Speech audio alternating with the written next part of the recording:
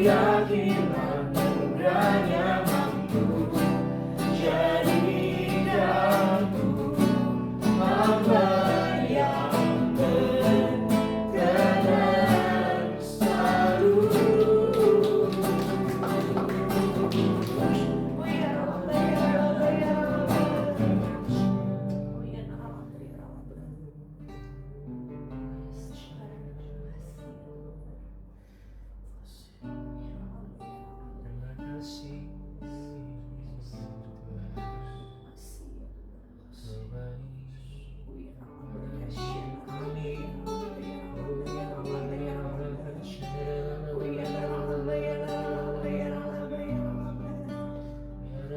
kasih ya Tuhan, terima kasih ya Tuhan.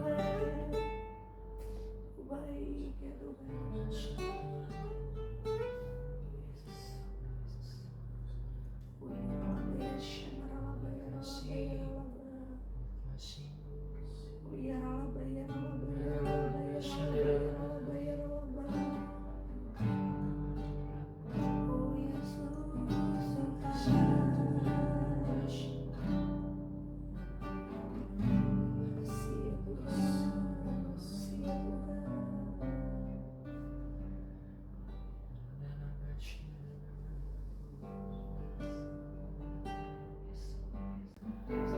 Terima kasih ya Tuhan buat hari ini ya Bapak.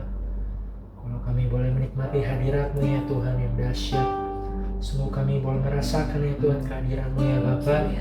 Kami boleh merasakan tenang di dalam kasih-Mu ya Tuhan. Terima kasih buat pagi ini ya Tuhan. Kalau Kau boleh berikan kami kesempatan ya Tuhan untuk terus berkumpul ya Tuhan, memuliakan-Mu ya Bapak, meninggikan nama-Mu selalu ya Tuhan. Sungguh dalam hati kami ya Tuhan, kami bersyukur ya Bapak, memuliakan nama-Mu ya Tuhan, biar hanya kemuliaan nama-Mu saja ya Tuhan yang semakin tinggi ya Bapak, kami semakin berkurang. Bapak, terima kasih kalau kami hari ini boleh berkumpul ya Tuhan, bersatu dalam kasih-Mu. Dan sebentar kalau kami akan membahas ya Tuhan suatu tema ya Tuhan, untuk boleh ya Tuhan membangun setiap kami ya Tuhan untuk melangkah lebih maju lagi tentunya di dalam Tuhan. Biar Tuhan yang sertai kami ya Tuhan dari awal, pertengahan hingga akhirnya Bapak. Terima kasih ya Tuhan, terima kasih. Hanya di dalam nama-Mu ya Tuhan Yesus kami telah berdoa dan mengucap syukur, yang percaya sama-sama katakan amin. Dahsyat, Haleluya, Shalom. Shalom. Wow, dahsyat. Hari ini ditemani banyak anak-anak muda pastinya. Yes. Paginya luar biasa nih ya. Kita juga luar biasa hari ini bisa diberikan kesempatan untuk mengisi tuntunan sepekan, gitu Tuhan. Terima kasih buat kesempatannya untuk Pak Agem yang mempercayakan kita untuk ngobrol-ngobrol tentang tantangan dan juga bagaimana menghadapi hari-hari ini gitu, khususnya anak-anak muda. Betul sekali. Hari ini kita mau sama-sama bahas tentang quarter life crisis yang mungkin itu bukan temanya gitu ya. Itu sudah garis besar apalagi anak-anak muda gitu. Khususnya di usia 20 dan 30 tahun, ya sekitar segitu ya, udah mulai berpikir-pikir tentang kehidupan ini, bagaimana masa depan, bagaimana kekhawatiran melihat zaman yang makin hari bukan makin gampang, ternyata makin ada aja gitu ya kemajuan yang mungkin akan terhimpit dengan kondisi keadaan. Nah, hari ini kita mau sama-sama bahas dua hal yang mungkin sangat relatable sama teman-teman dan kita semua juga di sini gitu. Itu yang paling pertama nih, sebelum kita masuk banget sebelum itu kita nanya dulu artinya dulu nih dari poin yang pertama yang kita mau bahas, yaitu tentang hamba cuan ya sama budak korporat. Wah, mungkin apalagi yang Gen Z, Gen berapa lagi sekarang? Gen-gen yang lagi sekarang udah mulai kerja nih, udah mulai merasakan gitu. Mulai bilangnya bahwa diri mereka adalah budak korporat. Wah, aku ini budak korporat, kalau bisa Senin sampai Minggu kerjanya gitu ya. Apalagi hamba cuan sekarang tuh harus cuan gitu. Nah, menurut teman-teman sendiri apa sih makna dari meaning yang kita sering dengar ini gitu? Mungkin dari Kosan dulu nih. Apa tuh kira-kira? Kalau pandangan saya ya tentang hamba uang atau budak korporat itu seperti kutuk buat diri sendiri. Karena sebenarnya kita ini harus tahu tujuan purpose kita tuh apa dalam menjalani hidup. Jadi dasarnya kita tahu anak-anak Tuhan, hidup kita ini untuk kemuliaan Tuhan, untuk berkarya buat Tuhan. Tapi kenapa di lain sisi kita mengutuki diri dengan kata budak korporat? Ini sangat, menurut saya kayaknya tuh pekerjaan dan Tuhan tuh kayak disekap. Kayaknya Tuhan tuh nggak ada dalam pekerjaan. Padahal Tuhan bilang apapun yang kamu lakukan, lakukanlah untuk Tuhan. Jadi bagaimana cara pandang kita dalam mensikapi pekerjaan ini harus dirubah, supaya kita nggak pernah mikir kita hamba cuan dan budak korporat. Yang melabelkan ini sendiri kan padahal diri kita sendiri. Generasi ini melabelkan dirinya budak korporat lah, hamba cuan lah. Karena apa? Pandangan dia kerja hanya untuk cari uang, mencari pengakuan, mencari prestasi. Sedangkan dia lupa apapun yang dia lakukan itu lakukan untuk Tuhan. Implikasinya apa? Bagaimana kok ngerjain kerjaan kantor tapi buat Tuhan? Nah, dengan melakukan apapun yang kalian lakukan di kantor, sebenarnya itu cara Tuhan mengembangkan diri kalian, menambah kapasitas kalian, menambah wawasan, kemampuan, dan kedewasaan kalian menghadapi kehidupan. Dan endingnya, apa yang kalian dapat dari pendewasaan di kantor, di marketplace, itu kalian bawa di hadapan Tuhan untuk melayani sesama, untuk melayani orang-orang juga yang mungkin kehilangan arah, sehingga kalian bisa jadi berkat. Jadi itu yang harus kita rubah sekarang tuh, bukan kita melabeli diri hamba uang atau budak korporat, karena kita tujuan bekerja tuh sekarang anak muda hanya sebatas cari uang, cari keberhasilan, cari prestasi. Kadang yang dilihat di sosmed, wah baru lulus sudah sukses, baru jadi YouTuber setahun udah punya Ferrari. Padahal yang Tuhan mau tuh bukan itu. Itu harta yang sementara. Harta yang sejati itu karakter, terus wawasan kita, pola pikir kita. Itu yang sebenarnya yang Tuhan mau kembangin di situ. Dalam dunia kerja dimanapun kita berada, dimanapun kita dipercayakan Tuhan, kita harus kembangin itu. Kenapa? Ini yang kekal. Ini yang akan kalian bawa. Bagaimana kalian memandang Tuhan, bagaimana kalian memandang masalah dengan tetap mengandalkan Tuhan. Jadi tempat kerja itu sebenarnya tempat training buat kita. Training buat kita untuk mengimplikasikan firman Tuhan. Jadi gak mungkin kita tahu firman Tuhan, kita mau mengimplikasikannya, tapi tempatnya tuh cuma di gereja. Sedangkan Tuhan bilang pergi dan berbuahlah. Artinya kita harus keluar. Keluar nggak cuma di gereja kita berbuah, tapi di marketplace, di keluarga, di lingkungan, di segala tempat. Jadi lakukanlah pekerjaan kalian itu bukan untuk uang, bukan untuk prestasi, tapi untuk Tuhan. Nah gimana dong kalau kita lakuin buat Tuhan? Apa yang kita dapat? Tuhan yang akan angkat kalian. Promosi itu datang dari Tuhan. Yang datang dari Tuhan itu kekal. Gitu. Baru mulai udah berat nih. Kaget ya. Wow, serius banget. Nah ini tuh nggak cuman berarti buat yang udah kerja ya kan. Pastinya walaupun identiknya pasti bekerja gitu. Sementara sekarang ternyata nggak cuman yang lulus habis bekerja, ternyata yang kuliah juga bisa sambil kerja. Nah ini dia, kita sama teman kita juga anak muda juga nih yang sekarang kuliah sambil kerja gitu. Gimana sih Joel menghadapi hari-hari ini, kan bagi tugas lah ya, jadi bagi dua nih pikirannya, kerja juga, kuliah juga. Ada nggak sih pemikiran yang sama gitu? Oh ya, kalau jadi apakah pernah melabeli diri dengan hal itu, apa justru punya pandangan yang berbeda nih tentang hal itu? Oke. Kalau dari aku sih ya, sebelumnya kalau misalkan kuliah sambil kerja juga, itu waktunya juga sangat harus bisa memanajemen waktunya. Sangat penting gitu loh. Aku setuju tadi sama yang Kosen bilang, setuju banget itu. Kita semua tahu kalau Gen Z ini disebut sebagai generasi sandwich kan, dari atas ditekan, dari bawah ditekan. Jadi kita tuh ada posisi di tengah-tengah di dalam kehidupan ini kan. Jadi kenapa sih anak muda bilang kalau dirinya itu budak korporat lah, segala macem lah? Karena mungkin ya pressure yang dia dapat dari dalam dan dari luarnya itu sangat besar. Jadi akhir-akhir ini kan kita tahu semua lah, emang lagi sulit akhir-akhir ini, tapi bukan karena masalah sulit ini kita jadikan suatu alasan pekerjaan ini kita buat jauh dari Tuhan. Kita bisa sebutnya work-life balance. Usaha tanpa doa sia-sia, dan doa tanpa usaha juga sia-sia. Jadi semuanya itu harus seimbang. Kita bekerja juga jangan sampai gila-gilaan gitu, Senin sampai Minggu sampai nggak ke gereja segala macem, ninggalin semua pelayanan. Jangan gitu juga.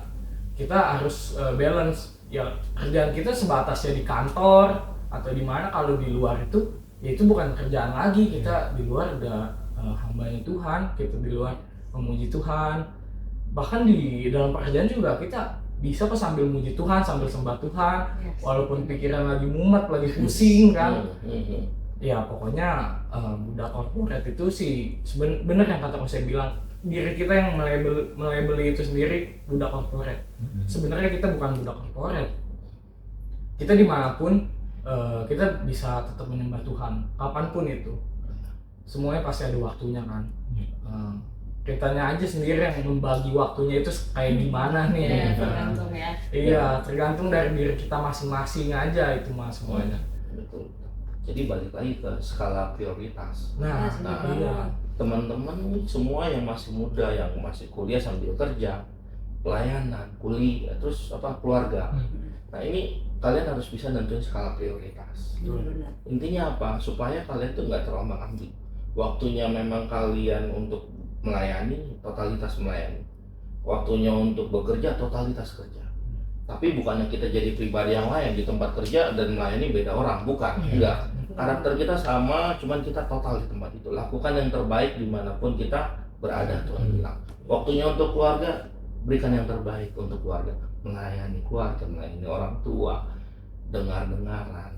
Gitu. Jadi jangan kita di masa muda menghabiskan diri untuk ego sendiri. Yes. Nah, itu yang saya dulu terapin. Kenapa? Karena saya tahu saat kita melayani ego kita, diri kita rusak. Apalagi di masa muda. Gitu. Nah ini nyambung nih ke toxic relationship yang nanti kita bahas. Ya nanti, Itu yang tenang. Ditahan dulu yang penasaran. Terus ada relationship biasanya langsung pada buka telinga nih. Apalagi khususnya anak-anak muda pasti relate banget gitu. Ya, betul. Aduh, gimana nih hubungan aku dan lain-lain. Nah, nanti bisa kita bahas ya. Tapi sebelum itu kita mau ngobrol-ngobrol dulu nih. Yang tadi kayak Joel bilang tuh benar banget. Dan Kosen bilang juga benar banget. Bahwa hari-hari ini tetap excellent nggak cuma di gereja. Apalagi dibilang kayak tadi jangan sampai di gerejanya wow, di kantornya ya, di rumahnya apalagi. Mamanya tiap hari marah gara-gara anaknya. Waduh, coba diperbaiki gitu ya. Karena yang ditulis Tuhan tuh kan harus melakukan seperti itu. Tuhan tuh nggak tulis di gereja aja ya kan.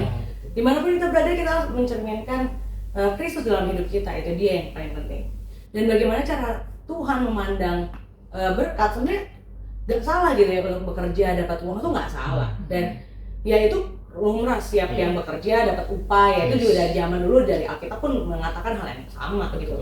Tapi cara kita memandangnya itu berbeda. Nah ini gimana nih Fen? Cara kita jangan sampai jadi hamba uang atau hamba cuan tadi gitu. Ya, bener banget. Aku juga pengen tambahin lagi nih dari apa yang Kosam dan juga Joel udah sampaikan. Jadi tadi Joel sempat nyinggung soal kita ini sebagai Gen Z yang baru masuk umur 20-an sampai 30-an ini adalah generasi sandwich. Dimana tadi Kosam juga udah bilang kalau misalkan kita lihat nih di sosial media kan pasti banyak ada yang umurnya 21, 22, dia udah suksesnya, finansialnya udah sukses banget. Kita ngeliat tertantang gitu. Ya, bener. Kita sebagai generasi Gen Z atau generasi milenial ini pengen ikutan. Kayak mikir, loh kok dia bisa ya di umur segini udah mencapai titik ini. Kenapa dengan diri gue yang udah umur 21, 22 gue belum mencapai sesuatu gitu. Nah makanya dia pengen melakukan sesuatu biar mencapai titik yang sama dengan orang yang ada di sosial media. Tapi ada latar belakangnya, dia nggak ngeliat apa yang di belakangnya dulu gitu. Pastinya kan tentunya dari lingkungan itu berbeda. Dari setiap apa yang kita nonton dan apa yang kita rasakan itu berbeda. Dan kadang yang di sosial media tuh cuma bungkusan. Belum itu benar. Belakangnya kita nggak tahu. Iya biasanya cuma bumbu-bumbu doang kan gitu. Belakangnya kita nggak tahu sebenarnya. Tapi yang kayak pengen kita kejar yang ada di depannya, yang ada di sampingnya gitu. Di sini tantangannya sebagai anak-anak muda dan juga Gen Z, kita tahu kalau misalkan kita itu tidak boleh FOMO. Nah, bagi Gen Z ini FOMO nih sebuah kata-kata yang penting gitu. Kayak setiap orang yang melakukan sesuatu pengen diikutin juga sama orang tersebut. Takut merasa tertinggal. Takut merasa tertinggal, benar, fear of missing out itu. Kayak lingkungan mereka sekitarnya udah sukses dan mereka mau sukses. Tapi dia lupa kalau misalkan dia mengandalkan Tuhan. Setelah dia lupa mengandalkan Tuhan, dia makanya jadi seseorang yang bisa dikatakan sebagai hamba uang atau budak korporat itu. Nah kalau misalkan kita boleh lihat di dalam Alkitabnya, kita boleh buka di 1 Timotius 6 ayat 10. Ini aku bacain ya buat sama-sama. Karena akar segala kejahatan ialah cinta uang. Sebab oleh memburu uanglah beberapa orang telah menyimpang dari iman dan menyiksa dirinya dengan berbagai-bagai duka. Nah seperti yang udah tadi disampaikan, kalau misalkan kita udah lupa kalau misalkan identitas kita ini adalah sebagai hamba Tuhan. Kita harusnya mengandalkan Tuhan, tapi malah kita ganti motivasi kita untuk cari sesuatu yang seharusnya, ya benar kita emang butuh uang, tapi bukan jadi, uang itu bukan jadi segala sesuatu untuk kita. Kita tahu Tuhan itu adalah segala sesuatu untuk kita, dan benar apa yang Ko Sam sampaikan tadi, kalau misalkan segala sesuatunya dilakukan untuk Tuhan gitu. Jadi yang harus anak-anak muda ini tahu adalah identitas diri kita dalam Tuhan. Bagaimana kita bisa menempatkan diri kita untuk mengandalkan Tuhan dalam segala sesuatu apa yang kita lakukan. Gitu sih. Balik lagi yang dikatakan Pak Gem, yang sering dibilang harta kita yang sejati itu Tuhan. Nah, itulah yang harus kita pegang supaya apa, kita nggak kebawa nih sama yang dilihat di sosmed, dilihat di lingkungan, semua itu ngerasa harta itu ya itu mobil, Ferrari, rumah, segala macam yang bisa diukur dengan materi. Tapi sebenarnya harta kita yang sejati itu internal blessing kita, itu berkat yang kekal kita itu ya Tuhan itu sendiri. Benar banget. Apalagi dengan kita terus-terusan gitu ya melihat orang-orang di luar sana begini, orang-orang di luar sana begitu, kita nggak akan pernah ada rasa puas. Makanya di bulan Tuhan tuh ada firman yang bilang kalau cukupkanlah kau dengan apa yang kau punya gitu kan. Tuhan tuh ajarin kita bukan lihat dari orang lain tapi dari diri kita. Misal kalau kita punya potensi A, ya kembangin gitu. Di kantormu kamu punya potensi di sini, ya kembangin. Di kuliah dimanapun kita berada, di sekolah juga gitu ya, dimanapun kita berada. Jadi jangan yang tadi, jangan FOMO-FOMOan doang, ikut-ikutan. Oh harusnya ikut kayak gini, kita harus ikutan nih, kalau nggak keren, nggak. Dia berhasil kok gitu. Iya, dia berhasil tuh ikut pakai bikin begini dan jadi itu. Dan ternyata potensi kamu bukan di situ, ya jangan dipaksain juga. Tapi tanya Tuhan potensinya di mana biar memuliakan Tuhan. Balik lagi, saya dapat sesuatu. Berkat Tuhan itu bukan akumulasi. Berkat Tuhan itu kepercayaan. Berdasarkan trustnya Tuhan sama kita. Jadi balik lagi, berkat Tuhan itu bukan dikumpulin hari demi hari, ditambah jadi pertambah, bukan. Berkat Tuhan itu berdasarkan kapasitas kita, berdasarkan kemampuan kita. Jadi kalau kita kerja, kalau kita melakukan sesuatu di perusahaan, itu bukan untuk cari uang, untuk dikumpulin bukan, tapi untuk meningkatkan kapasitas, meningkatkan kemampuan, dan meningkatkan trust Tuhan pada kita. Karena berkat Tuhan itu mengacu pada trust Tuhan kepada kita, bukan pada akumulasi tiap hari dikumpulin. Betul. Gitu. Ya apalagi kan ada yang bilang di dalam firman Tuhan udah dikasih tahu gitu ya, setialah dalam perkara-perkara kecil, karena kamu akan dipercayakan perkara yang besar. Jadi kalau yang kecil aja belum bisa dipercaya, baru dikasih kayak tadi sempat disinggung juga sama Pak Gem gitu ya. Kalau baru ngasih gajinya baru segitu masih setia, ntar makin gede nih gimana nih, makin setia apa makin kemana gitu. Kadang gitu juga kita, mungkin kita bisa melihat orang lain, oh biayanya bisa kayak gini, bisa kayak gitu, ternyata di baliknya juga ada Tuhan proses juga dengan caranya Tuhan, yang kita mungkin nggak tahu gitu. Dan itu dia kenapa kita harus tetap setia dengan apa yang Tuhan percayakan hari-hari ini, dan terus kembangin nih, jangan sampai apalagi kita, wah kalau dia bilang budak korporat lah, hamba Tuhan, balik lagi kata budak dan hamba ini gitu ya, berarti dia ini lagi nggak punya kehendak bebas. Sementara kita anak-anaknya Tuhan, dari awal Tuhan ciptain kita tuh dikasih kehendak bebas teman-teman. Tuhan kasih kebebasan kita mau gimana, tapi pilihan di tangan kita. Kebebasan dan bertanggung jawab. Iya benar. Jadi kasih kebebasan benar, anak-anak muda apalagi bebas memilih mau gimana, mau masa depan dari kita sekarang ditentuin nih. Kedepannya mau seperti apa jadinya ditentukan mulai dari hari ini. Apalagi udah jadi orang-orang merdeka ya kan. Nah karena merdeka nih, ada lagi ternyata nggak cuma sekedar hamba cuan tadi, budak korporat, tapi banyak juga anak-anak muda yang sekarang nih pastinya anak-anak muda tuh nggak jauh, selain uang adalah cinta. Jangan sampai pantun habis ini gitu ya kan. Banyak orang-orang yang bilang, gue nih toksik gitu, nih pasangan gue toksik banget bla bla bla bla. Sebenarnya arti kata toksik sendiri itu ya apa gitu? Kalau menurut kamu sendiri toksik itu apa sih sebenarnya? Oke. Jadi kalau misalkan dalam bahasa Inggris toksik, dalam bahasa Indonesianya itu kita bisa ibaratkan sebagai racun.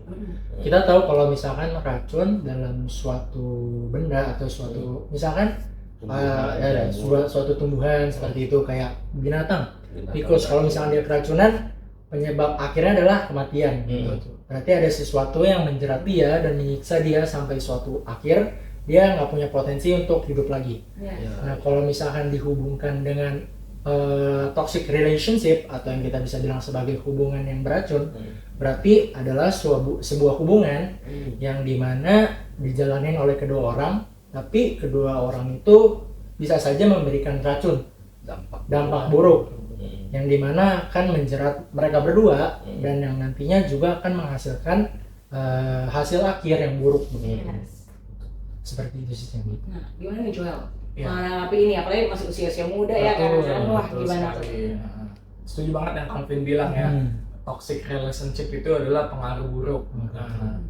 Jadi banyak nih anak-anak muda akhir-akhir ini kan menjalin hubungan toxic relationship gitu kan. Tapi dia menganggapnya kayak biasa aja. Dia malah nggak merasa toxic sebenarnya. Iya, dia itu nggak sadar mungkin ya. Kalau ini tuh udah masuk ke ranah toxic relationship gitu. Tapi dia malah ya udah jalan aja kayak biasa gitu kan. Mungkin kalau case-nya toxic relationship ini agak susah juga sebenarnya sih. Betul. Jadi kita gimana ya? Mungkin ada di situasi yang kayaknya padahal kita ngerasa sebenarnya baik-baik aja tanpa sadar sebenarnya mempengaruhi kita. Contohnya gitu ya. Kayak kita dulunya misalnya ke gereja nih udah nggak perlu disuruh, rajin banget. Sekarang udah punya ya beda deh ya. Biasa aduh sorry ya hari ini malam mingguan di A, besok malam mingguan di B, besok di C, banyak tuh malam mingguannya gitu ya. Akhirnya malah membuat kita tuh bukannya makin dekat sama Tuhan, tapi malah makin jauh sama Tuhan. Itu sebenarnya tanpa sadar kita lagi berada di dalam toxic relationship. Nah kenapa itu bisa terjadi? Gimana tuh Pak? Karena hubungan itu yang saya tangkap nih dari omongan Calvin sama dia, hubungan toxic itu didasari transaksi. Transaksi dalam artian bukan jual beli ya. Jual beli yang sifatnya suatu kenyamanan. Misalnya seseorang nggak punya penerimaan, nggak dapat penerimaan dari keluarga, hilang kasih dari orang tua, dia akan cari tempat lain. Nah dia dapatkan dalam satu hubungan yang mungkin bisa memberikan dua poin itu, kasih dan penerimaan. Tapi di sisi lain hubungan itu membuat dia tuh menjadi karakter yang berbeda dari sebelumnya. Tapi kenapa dia ngerasa nggak terjebak? Karena dia dapat yang selama ini dia cari. Yang dua hal yang hilang selama ini. Jadi dia karena dapat ini jadi mentolerir apa yang dampak buruk yang dia terima. Nah itu yang menyebabkan anak muda tuh kadang-kadang nggak sadar dalam toxic relationship. Karena dia mendapatkan sesuatu yang dia cari. Jadi toxic relationship ini bukan cuma sama pacar gitu kan, Bener. bisa sama temen, circle itu yang pengaruh buruk buat kita. Mungkin awalnya kita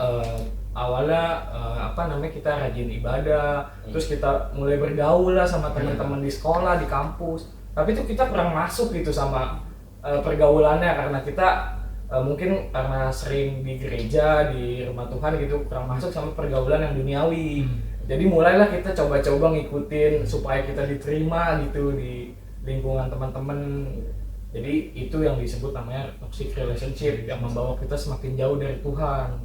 Ini bahaya sebenarnya, bahaya banget karena kalau dia terlalu lama, terlalu dalam nggak sadar dalam hubungan toxic relation itu akan susah membawa dia balik kembali lagi. Karena yang saya lihat beberapa anak muda yang ngalamin hal seperti itu, dia menganggap dunia itu sangat sempit. Hanya hubungan yang dia jalani dengan mungkin seseorang atau sekelompok orang itu yang dapat memberikan dia kenyamanan. Sedangkan dari hubungan itu ada harga yang harus dibayar, yaitu waktunya dia, karakternya dia. Bahkan ya kita mungkin tahu banyak orang terjebak dalam narkoba, dalam pergaulan, mungkin pergaulan bebas. Itu karena pertama kali karena ajakan teman, karena ajakan circle-nya dia. Nah, karena kalau nggak ikut, dia akan ditolak. Kalau dia nggak ikut, dia akan kehilangan teman-teman. Nah, dampaknya sampai segitu jauh. Kalau kita nggak sadar apa yang kita jalani ini mungkin nggak berdampak baik sama kehidupan kita. Yes, benar banget. Apalagi kalau kita bisa berpikir gitu ya hari-hari ini gitu untuk khususnya anak-anak muda. Sebenarnya kita tuh boleh banget seperti yang tadi bilang, kita adalah makhluk merdeka, sebagai hamba Tuhan yang juga dikasih anak bebas sama Tuhan. Tapi untuk dalam bergaul harus hati-hati. Mungkin berteman boleh sama siapapun, boleh banget. Mau dia baik, mau dia gimana, kita harus berteman dengan semuanya. Tapi bergaul itu hati-hati, karena pergaulan yang buruk bisa merusak kebiasaan yang baik.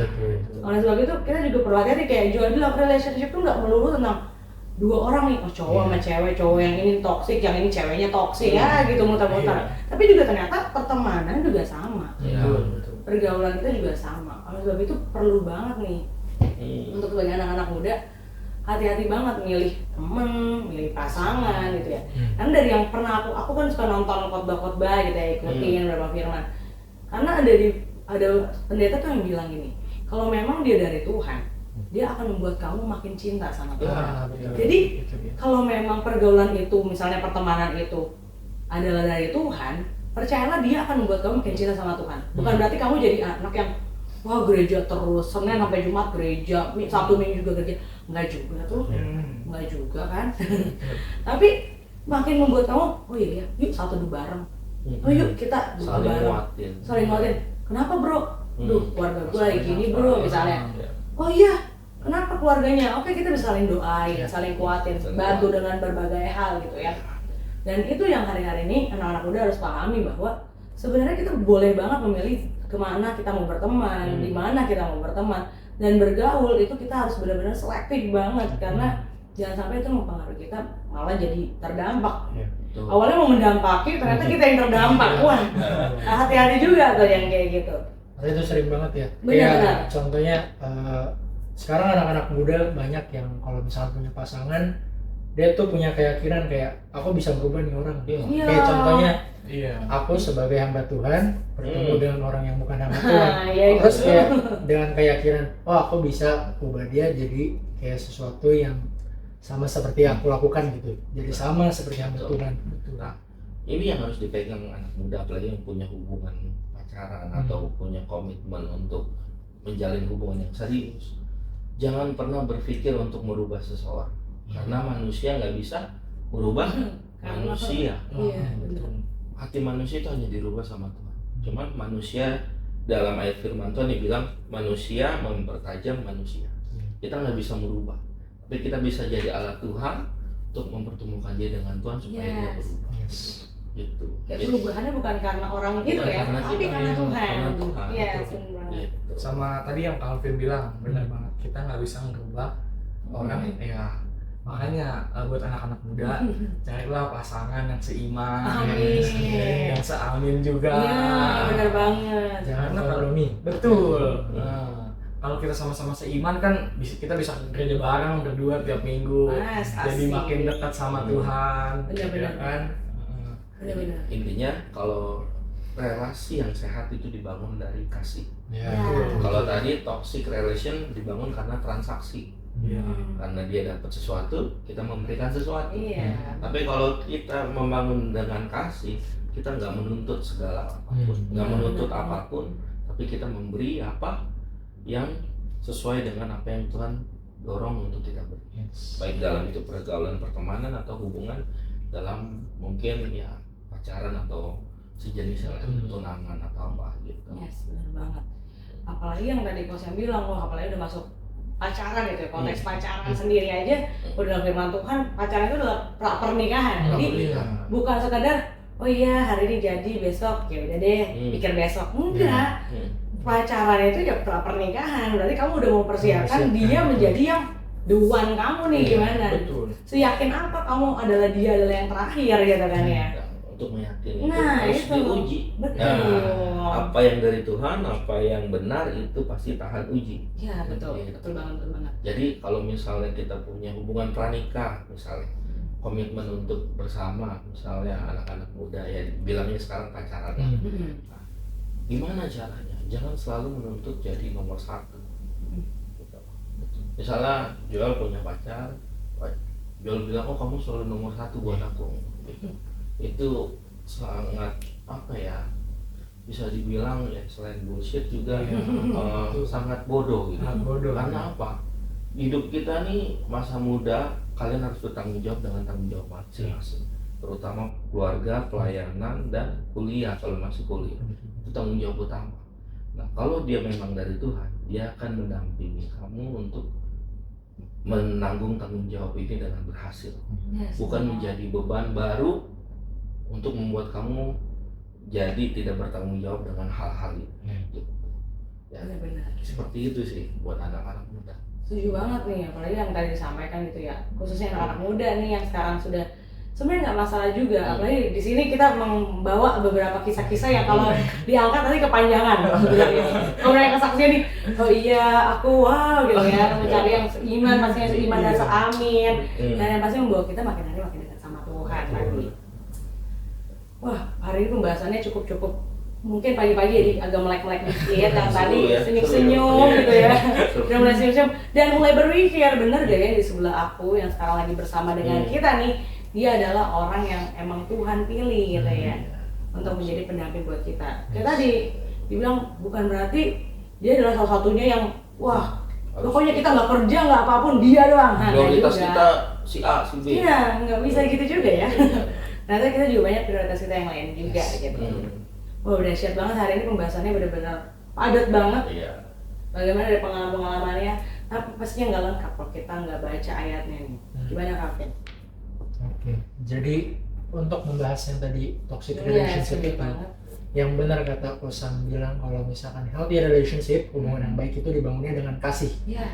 Jadi kita mau lihat di ayatnya, yaitu di 1 Korintus 13 ayat 4.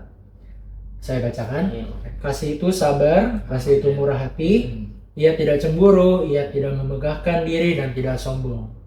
Oke, jadi dari ayat ini kita tahu kalau misalkan kasih itu sabar, dan tentunya jika kita ada dalam sebuah hubungan, kita pastinya saling membangun. Iya, bener banget. Dan tentu saling membangun untuk dengan tujuan yang sama, satu yaitu dengan kemuliaan nama Tuhan. Iya, benar.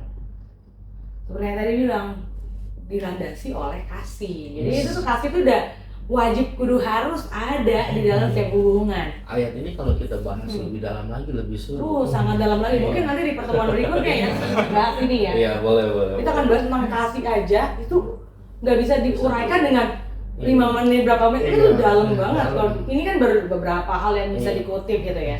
Dalam hubungan bagaimana dan kita harus seperti apa gitu ya. Yang pasti yang tadi ada sabar, murah hati, nggak cemburu gitu ya. Dimana semuanya itu dilandaskan dengan bukan karena memaksakan tadi yang kayak kalau saya bilang nggak bisa kita ngerubah orang, oh dia harus seperti apa yang kita mau dan kita harus seperti apa yang dia mau juga, ya belum tentu. Tapi harus libatkan Tuhan untuk Tuhan sendiri yang mengubahkan dan uji apakah benar, apakah tidak gitu ya. Oke, mungkin pembahasan kita makin dalam karena kita akan bahas ke intinya nih. Dari 2 hal ini gitu ya, kita melihat bahwa ada bagaimana perspektif kita dalam memandang itu menjadi penting gitu. Baik dalam hubungan, baik dalam tadi pekerjaan, itu jadi sangat penting karena dua-duanya itu balik lagi sama diri kita masing-masing. Gimana kita meresponnya, bagaimana identitas kita terbentuk, itu dari hal itu karena manusia itu tumbuh dan berproses gitu. Nah dari Kosan sendiri, apa sih kesimpulan dari pembahasan kita hari ini? Kalau yang pertama kita harus tarik kesimpulan itu kita harus mempunyai cara pandang yang benar tentang berkat itu sendiri. Berkat Tuhan yang tadi saya bilang, yang saya dapat renungkan juga, itu bukan sebuah akumulasi. Berkat Tuhan itu adalah berdasarkan trust atau kepercayaan Tuhan kepada kita dari kapasitas dan kemampuan kita. Jadi bukan berkat Tuhan itu kita harus cari uang setiap hari kita kumpulin, itu secara dunia benar. Tapi sudut pandang secara spiritual yang kita harus punya, kalau Tuhan itu memberkati kita itu berdasarkan kemampuan dan talenta. Makanya dalam bekerja kita bukan untuk cari uang, bukan untuk cari prestasi, tapi kita untuk memperluas talenta kita, memperluas area kita tuh dalam artian tuh cakupan kita perluas. Jadi nggak cuma bisa pekerjaan A, tapi juga bisa A, B, C, D, E, F, G. Nah, karena apa? Karena Tuhan memberkati kita berdasarkan kemampuan dan talenta, bukan berdasarkan hari ini berapa lama kita kerja. Itu secara hukum dunia memang seperti itu. Semakin lama kita kerja, Semakin banyak lembur, semakin banyak yang kita terima. Tapi berkat yang kekal itu bukan hanya didasarkan itu, tapi didasarkan kapasitas dan kemampuan yang kita perluas di dunia kerja. Jadi kita harus memandang pekerjaan kita lakukan untuk Tuhan. Artinya kita untuk memperluas kemampuan dan kapasitas kita, supaya Tuhan percayai lagi lebih banyak hal-hal yang mungkin lebih dahsyat lagi dari sebelumnya. Gitu. Ya benar banget, seperti yang tadi dibilang gitu ya, bahwa kita harus jadi anak-anak muda khususnya, dan semuanya juga yang menonton, ntar bapak-bapak ibu-ibu yang masih sekolah-sekolah jadi mikir, wah ini buat anak-anak muda yang muda ini kali nih, yang enggak juga. Buat kalian juga sama, kita harus sama-sama dipercayakan yang sekarang ini kerjakan dengan maksimal, biar tadi jangan cuma satu doang nih, satu Tuhan percayakan, besok dua, besok tiga, habis itu berlipat terus, bukan karena kuat kita tapi Tuhan percayakan gitu. Nah kalau Joel sendiri nih, kesimpulannya apa nih? Kalau dari aku, pesan untuk anak-anak muda, jangan bandingkan dirimu sama orang lain. Karena titik start kita itu beda-beda. Ada yang umur 30 baru sukses, dia baru mulai, ada yang umur 40 baru mulai. Bener banget.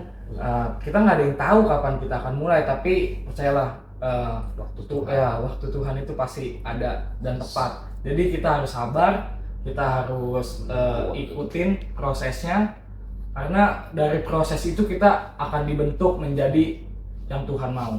Karena pasti ada rancangan Tuhan yang terbaik, pasti itu. Bener banget. Betul. Dahsyat nih, diem-diem ternyata, jadi ada quotes-nya di akhir, gak apa ya. Emang gitu, dia bisa ada quotes-quotes-nya di akhir ya. Rancangan Tuhan yang terbaik, wow langsung ada quotes-nya gitu ya. Oh dahsyat, bener banget, karena yang tadi Joel bilang, gak tahu startnya kapan, mungkin dia ternyata sekarang sukses, mungkin dia udah bangun dari beberapa tahun lalu, atau dia mungkin udah bangun dari masih kecil, dia dibesarkan di keluarga seperti apa dan lain-lain, itu mempengaruhi banget bagaimana dia sekarang dewasanya. Nah, sekarang dari Calvin, gimana nih Vin? Untuk mencakup semuanya ini ya, jadi tadi udah setuju banget sama yang Kosan bilang, kalau misalkan kita juga lihat dari cara pandang. Tapi aku juga mau nyinggung soal yang Pak Agam pernah bilang, kalau misalkan segala sesuatunya itu berasal dari hati. Jadi kalau misalkan kita mulai dari hati kita baik, keadaannya, cara pandang kita pun baik. Kalau misalkan hati kita buruk, maka cara pandang kita juga akan buruk gitu. Jadi untuk kita semua, ini bukan cuma untuk anak-anak muda aja, bukan tentang pekerjaan yang anak-anak muda sedang bawain, sedang lakukan sekarang, bukan tentang relationship-nya aja, tapi untuk buat kita semua itu dari hati. Jadi di dalam hati ini itu ada pertanyaan kayak ada uang, pekerjaan, atau Tuhan sebenarnya yang jadi utama, yang jadi prioritas di dalam hati kita semua.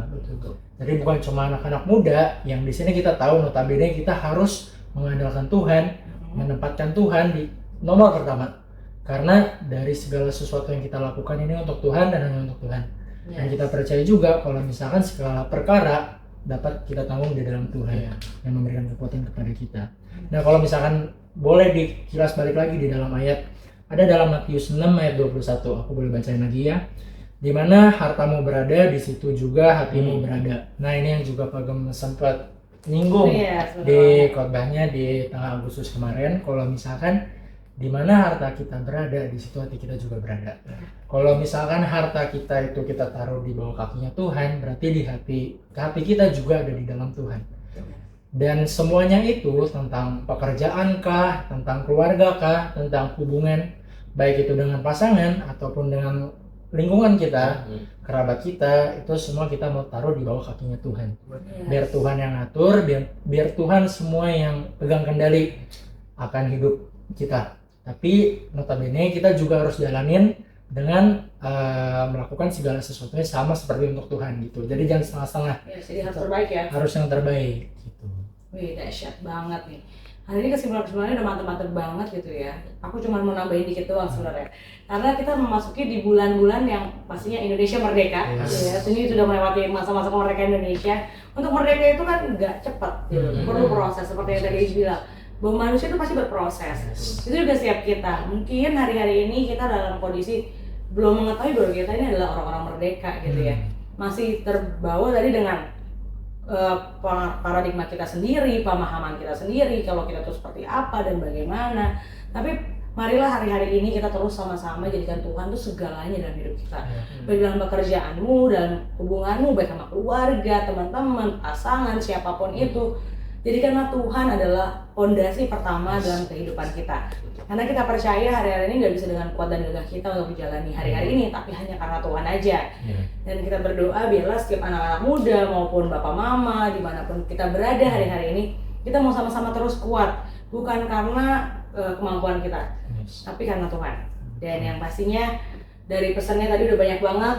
Pesan-pesannya ini mohon diingat, dicatat. Habis ini mungkin teman-teman punya pengalamannya sendiri gitu ya. Pasti kan proses orang beda-beda. Boleh diceritain juga di bawah gitu di kolom komentar. Atau nanti mau cerita langsung ke sekretariat kita. Masing-masing juga nanti. Di cool juga. Mau dibahas. Nah, kalau ada kesaksian apalagi jangan lupa di-share gitu ya. Hari ini menghadapi ini ternyata ada caranya loh, ada tipsnya, atau ada yang udah pernah menghadapi itu dan terlepas sekarang merdeka. Nah, boleh juga dibagiin buat kita semua. Karena hari-hari kita harus terus jadi berkat. Apalagi kalau saya di bulan kemerdekaan ini, mari kita menjadi orang-orang yang merdeka dan jadi berkat pastinya. Untuk menuai banyak jiwa. Jadi sama-sama kita siapkan hati kita lebih lagi. Kita mau sama-sama satu dalam doa. Oh ya ralaba ya syana ralaba ya ralaba. Terima kasih Tuhan, mungkin apa yang kami sampaikan belum sempurna ya Tuhan. Tapi kami tahu Tuhan Kau yang sempurnakan apa yang kami sampaikan hari ini. Di masa-masa muda kami Tuhan, di masa-masa kehidupan kami mungkin hari-hari ini. Oh Tuhan, kami tahu pergumulan itu ada. Dan kami juga tahu Tuhan mungkin hari-hari depan ini bukan jadi hari-hari yang mudah untuk kami lewati. Tapi kami percaya kami sedang berjalan bersama-sama dengan Tuhan. Dan kami terlalu percaya kehidupan kami kayak mau terus landasi bersama dengan Tuhan. Biarlah kami terus berjalan bersama dengan Engkau Tuhan. Kami memandang bagaimana Engkau memandang juga ya Tuhan. Dan kami percaya Tuhan kami akan menjadi pribadi yang berbeda saat kami berjalan dengan Tuhan. Dan penyertaan-Mu juga sangat sempurna buat setiap kami. Kami berdoa Tuhan buat yang di rumah-rumah ya Tuhan. Buat setiap kami juga Tuhan. Bila kami masih Tuhan dalam belenggu-belenggu. Oh Tuhan, kami merasa kami dalam menjadi hamba uang. Masih menjadi hamba pekerjaan kami. Kami masih dalam hubungan yang belum dalam rencana-Mu Tuhan. Kami percaya Tuhan hari ini adanya kelepasan demi kelepasan. Dan kami percaya ya Tuhan kami mau mulai kehidupan kami, kami mau mulai hari-hari demi hari kami bersama dengan Tuhan. Biarlah Tuhan Kau yang pimpin setiap kami Tuhan. Di masa-masa kami, apapun kondisi kami, kami percaya Engkau yang terima kami apa adanya ya Tuhan. Kau yang terus berproses bersama dengan kami sampai kami bisa menjadi pribadi yang berkenan di hadapan-Mu. Ajar kami terus menyenangkan hati-Mu ya Bapa. Dan biarlah hidup kami mau persembahkan hanya untuk kemuliaan nama-Nya Tuhan. Terima kasih Tuhan, kami serahkan seluruhnya ke dalam tangan-Mu. Kiranya terus Kau yang jadi Tuhan kami berkat dimanapun kami berada. Terima kasih Tuhan, di dalam nama Tuhan kami bersyukur dan kami berdoa. Haleluya. Amin. Puji Tuhan, haleluya. Jangan lupa buat terus saksikan penuturan sepekan berikutnya. Pastinya dan kita percaya ini waktunya kita terus jadi berkat. Haleluya. Tuhan memberkati. Shalom.